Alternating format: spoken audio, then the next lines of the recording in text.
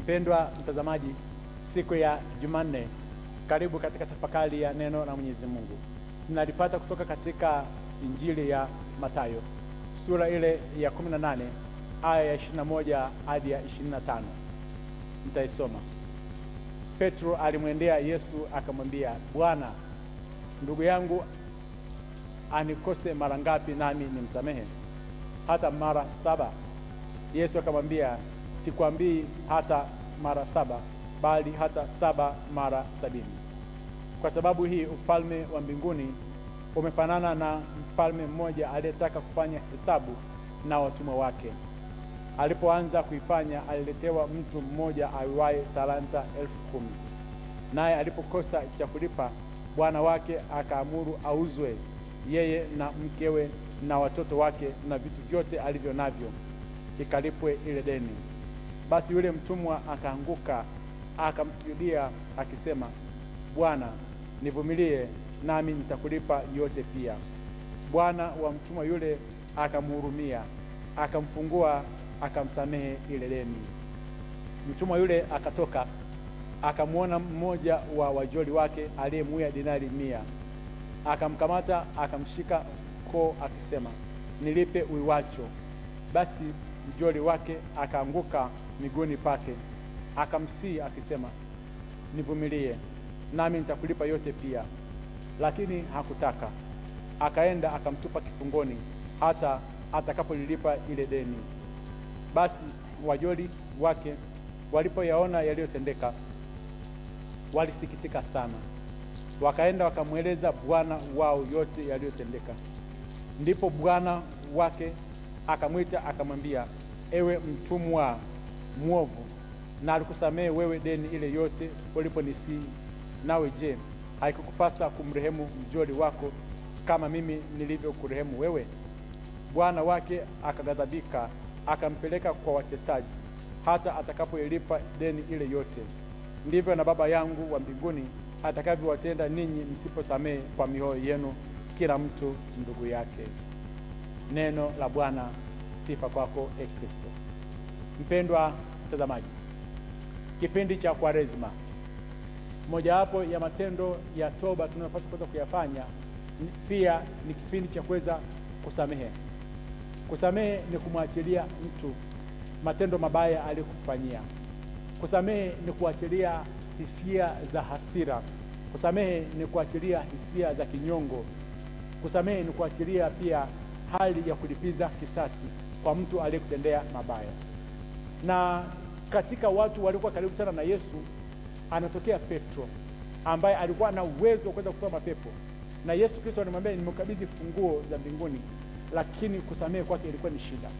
Maana yake tujifunza kwamba unaweza kawa karibu na Yesu, unatoa mapepo, unafanya miujiza mbalimbali, lakini kitendo cha kusamehe kwako ikawa ni shida. Petro anaona sasa, ngoja amwendee Yesu na hili swali. Anasema, nisamehe mara 7?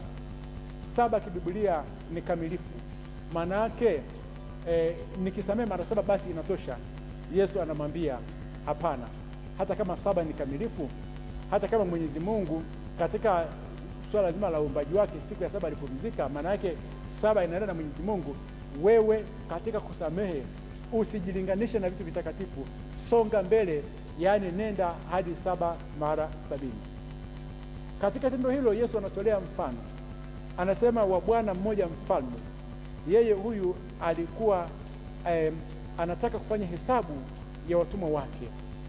Maana yake kwamba kila mtu ambaye yuko hapa duniani amepewa kazi na Mwenyezi Mungu, amepewa talanta, amepewa vipaji, amepewa karama ambazo lazima uzalishe, kwa sababu baraka ya kwanza Mwenyezi Mungu alikuwa ametupatia ilikuwa zaeni mkaongezeke. Lazima kipaji chako kiweze kuzaa, karama zako ziweze kuzaa. Sasa siku imefika kuja kufanya hesabu, kama tutakavyoweza kusimama mbele za Bwana.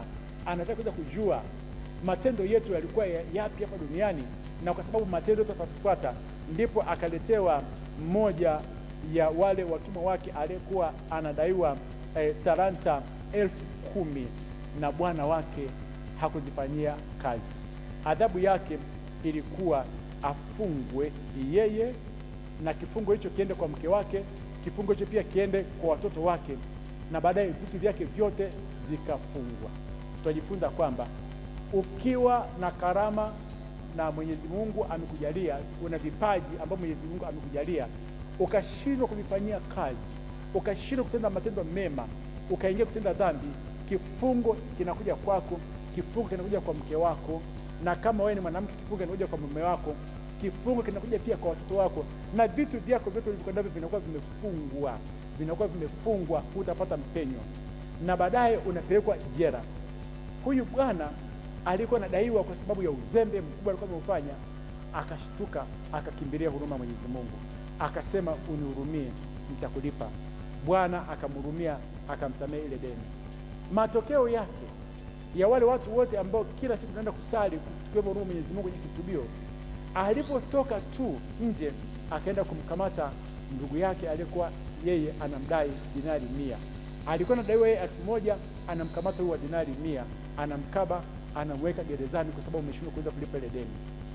Kuna wajoli ambao ni malaika wa Bwana, wakapeleka taarifa kwa mfalme kwamba huyu ambaye amesamehewa dhambi zake, mbona yeye ameshindwa kuweza kusamehe mwenzake deni dogo?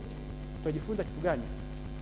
Tumeua kwa maneno yetu, tumeua kwa matendo yetu, tumeua kwa kuwanena wengine mabaya, tumemwaga damu, wengine mmetoa mimba, wengine tumeiba, tumefanya mambo ya ajabu. Mwenyezi Mungu ametusamehe, wengine hatujakamatwa, wengine hatujafanya mambo mabaya, ametusamehe mpaka leo tunaishi. Ila mimi ambaye nimesamehewa uovu wangu, kwa nini nashindwa kuweza kuwasamehe wale wengine ambaye ninamdai kitu kidogo, na mpaka sasa hivi nimewafunga wengine wako gerezani kwa sababu alinifanyia mambo madogo? Ninajifanya kwamba huyu hapa ameniibia, nimemfunga, nimemshtaki kwamba yuko gerezani. Mbona mimi nimekuwa ni mwizi zaidi? Nimemwibia Mwenyezi Mungu mambo mengi, nimemwibia Mwenyezi Mungu muda, mali, karama, vipaji, nimekuwa ni mwizi, nimefanya mambo ya ajabu. Kwa nini nimeshindwa kuweza kusamehe? Namsema vibaya huyu kwa sababu ya matendo yake mabaya. Mbona mimi mwenyewe nimeshindwa kuweza kujisamehe? Kwa nini nimeshindwa kuweza kumsamehe mwingine? Msamaha huu ambao huyu bwana alishindwa kuweza kutoa, ukampelekea akafungwa, na alipofungwa alifungwa yeye, na akasema hutatoka huko mpaka utakapoweza kuilipa. Na Yesu anasema tusipowasamehe kwa mioyo yetu ndugu zetu ambao wametukosea, na sisi pia tutaingia katika vifungo. Leo tuna watu wengi sana wanasali, wana vifungo vikubwa, mambo yao hayaendi. Ukifuatilia ni kwa sababu ya hawajasamehe. Samehe, Mwenyezi Mungu atakufungua, tutakuwa huru. Akubariki na kulinda Mungu Mwenyezi, Baba na Mwana na Roho Mtakatifu. Amina.